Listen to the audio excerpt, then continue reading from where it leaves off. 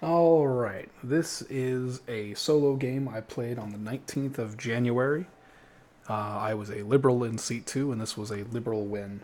Um, in this analysis video, I kind of want to talk a little bit about uh, chatting and how you should speak as a liberal to try and appear more liberal to people, because I think that's essentially what won us this game. Um, I'll also talk about some whatever else comes up. I don't know exactly what the fascists got in their cards. Hopefully, I get this recorded pretty quick. All right, so 1-5 plays a blue, nothing too crazy there. It's lib lib. 2-6. I get 3 reds. Luckily for the liberals, 6 is a fascist, so that doesn't really hurt us that much. And then 3-7, he's going to drop a blue, and then conflict 7. And so that puts us on a currently.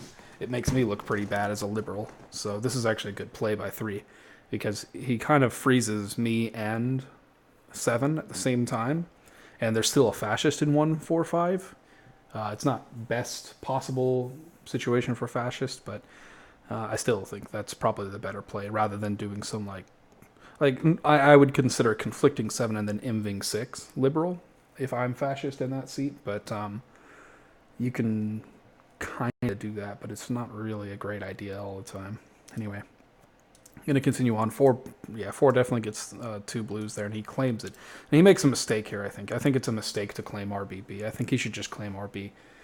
Even though he got RBB, there's really no reason. Like, if you're not going to force, you're going to look more fascist, like in all situations. Like, okay, so for those of you who don't know about this game, you might consider, as you're learning the game, you might consider giving a red and a blue to the chancellor to quote test the chancellor.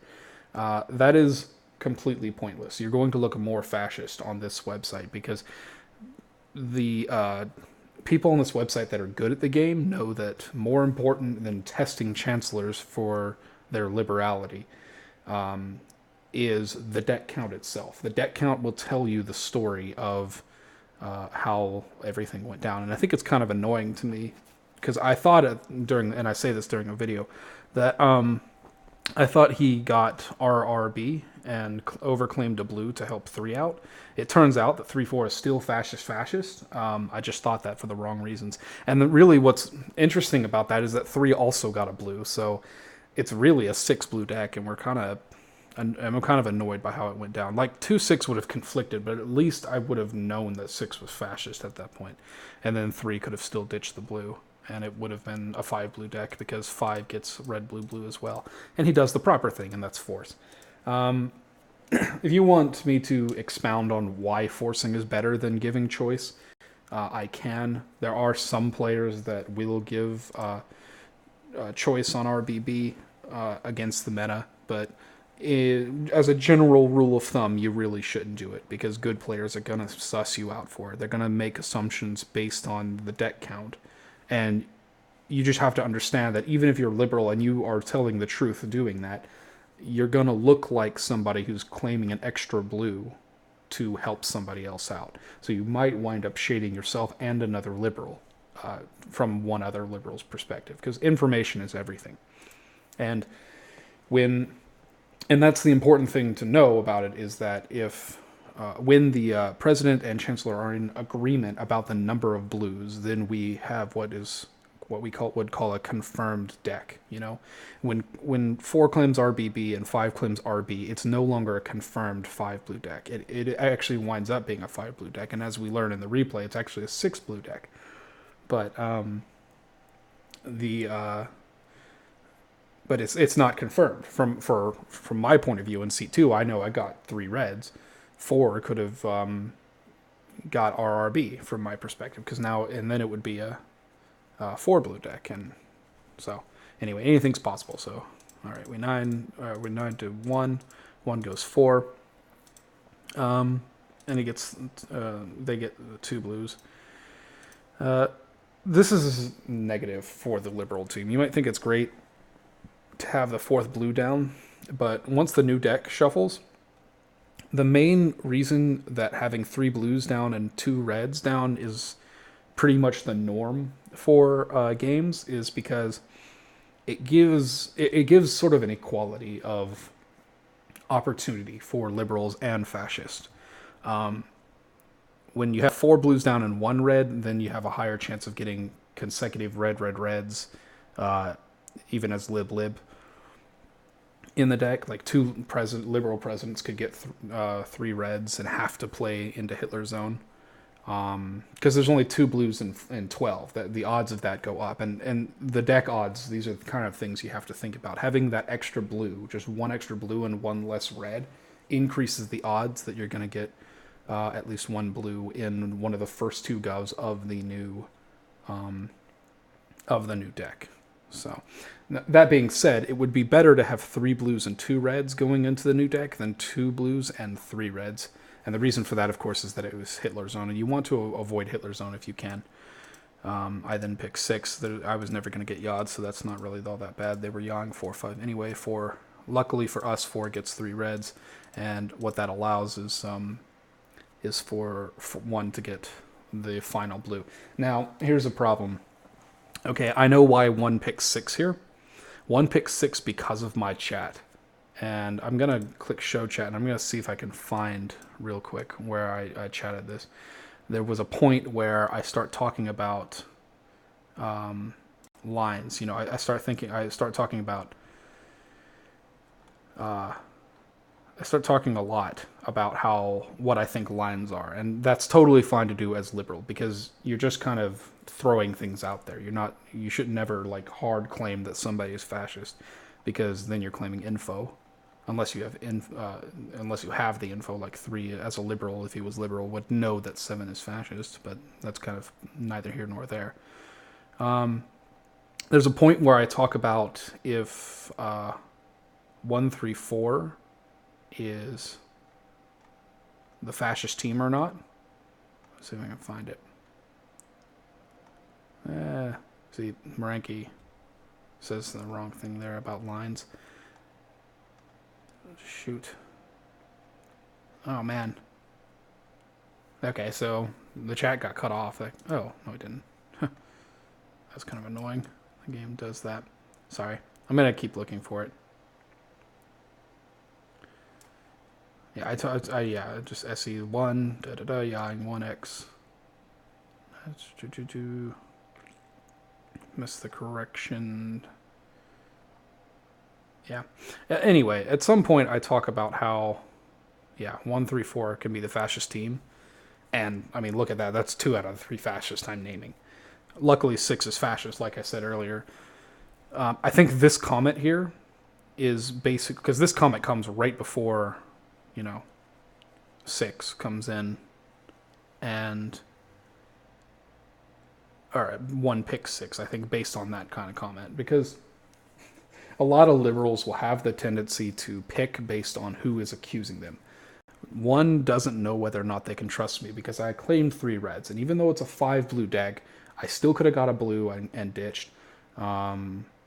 And I'm still a red president, so there's no info on me for them to go on. I didn't get a blue and have the chance to play it.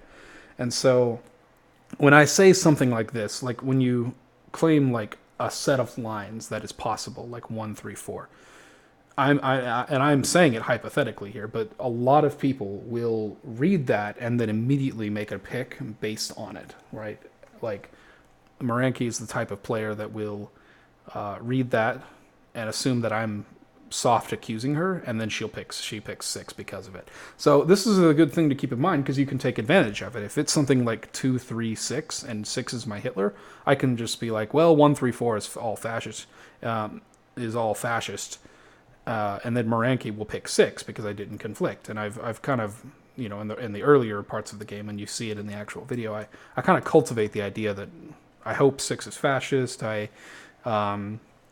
I talk a lot about how if 145 has 2 fascists, we're kind of screwed, that sort of thing.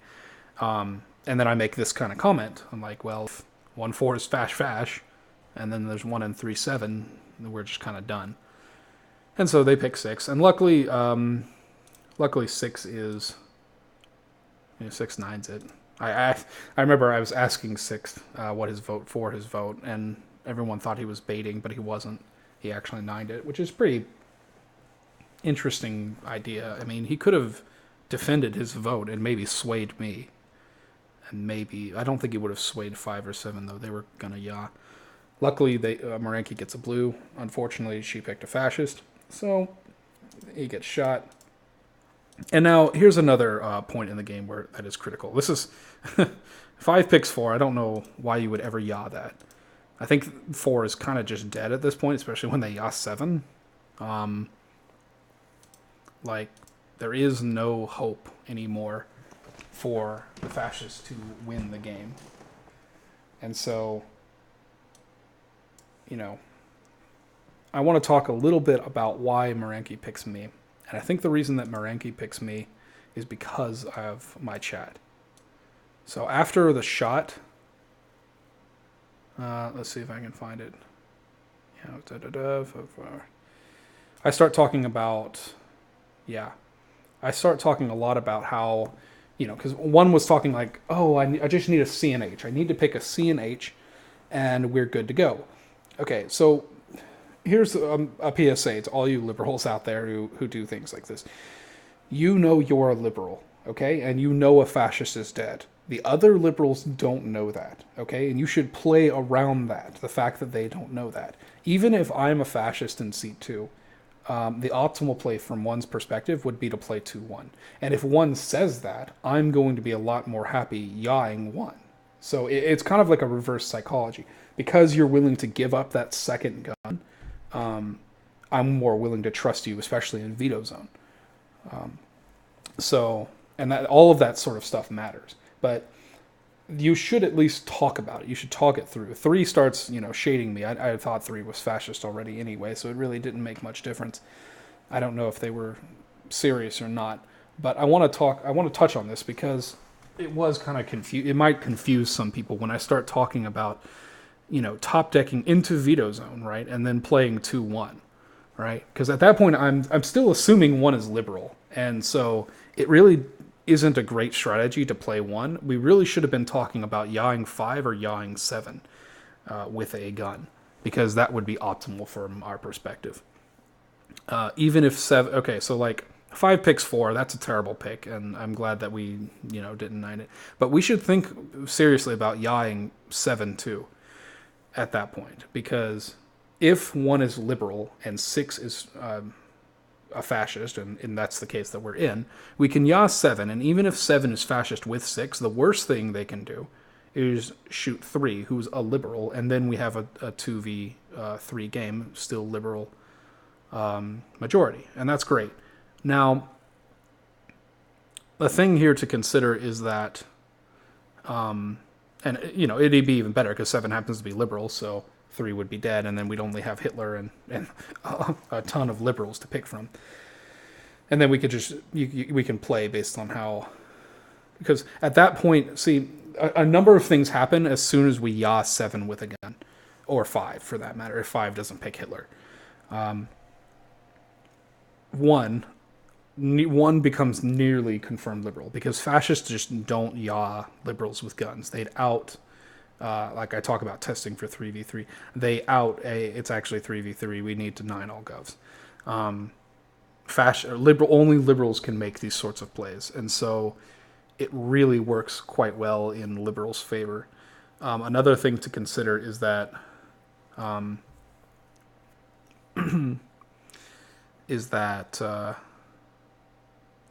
after 7 shoots 3, we can then play whatever 1 wants to play. I would become CNH, hopefully they'd pick me, or maybe they pick 5, either one's fine, and then we can play it by ear after he shoots 3. We would know then that Hitler's in 4-5, or is, well, pretty much confirmed 4, like, from my perspective, it's either 2 or 4, and I'm 2. And then we can just play however 1 wants to play. They can choose who they want in veto zone to play. Now, there is a downside to this, all I've said, and there's only a singular downside to it. If we start talking about it and 5 doesn't pick quickly, and we decide to yaw 5, or we decide to yaw 7, and let's say in this scenario that 1 is fascist 6 was liberal, and it's 3v3. Well, 1 as a fascist is willing to yaw a fascist in 5 or 7. So it really kind of sucks for us if 1-5 or 1-7 is fascist.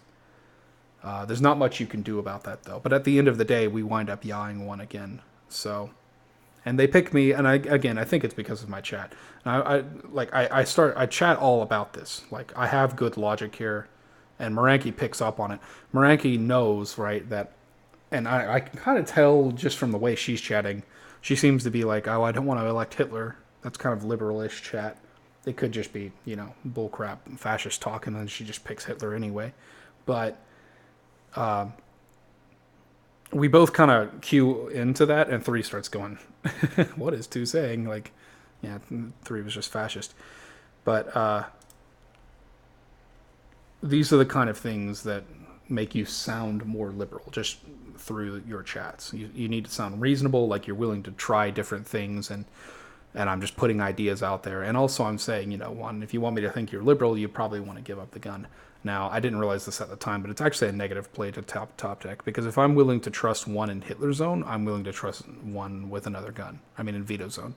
And the reason for that is because once you're in veto zone, you have to have a liberal gov. So at that point, it's moot. Like, if I'm picking 1 in veto zone, I might as well give 1 another gun here. And I do, and they wind up shooting Hitler, and that's all she wrote. So wound up being a pretty straightforward game. I was pretty clued in on what lines were. After 1-6 conflicts, I pretty much know, like, 3-4-6 is the fascist team. It's pretty hard it's impossible for... it's not impossible for 1-5 to be fascist, but the way 5 just forces 1 after IMV is taken, when 5 can probably ditch and SE1 and get a yaw out of the liberal in 3-7, it kind of makes it hard for 1-5 to be fascist together. It also is hard for 1-4 to be fascist together, but it can be. But anyway, the whole game, I just... I kind of went with the assumption that 1 was liberal on a number of things, and I was correct. So, all right, that will be all for this video, and I will see you later.